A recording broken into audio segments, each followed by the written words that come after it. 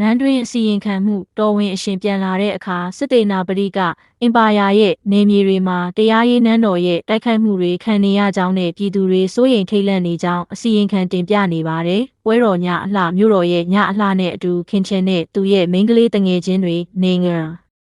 ဟယ်လင်းရှန်စသဖြင့်ပွဲတော်ကိုလဲပတ်နေကြပါတယ်။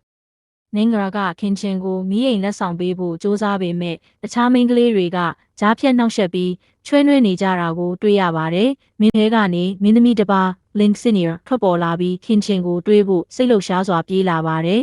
။ပြန်လည်ဆုံတွေ့ခြင်းလင်စစ်နီယာကခင်ချင်ကိုဖက်လိုက်ပြီးမတွေ့ရတာကြားလို့ပိုကြည့်ကောင်းလာတယ်လို့ချီးကျူးပါတယ်။တခြားမိန်းကလေးတွေကတော့မနာလိုသလိုကြည့်နေကြပါတယ်။နှစ်သက်ကူဆူတောင်းခင်ချင်ကအားလုံးကိုလူစုပြီးပရိသတ်တွေကိုမင်္ဂလာနှစ်သက်ဖြစ်ပါစေလို့သမျှအောင်မြင်ပါစေလို့ဆုပေါင်းပြီးဆုတောင်းပေးခဲ့ကြပါတယ်။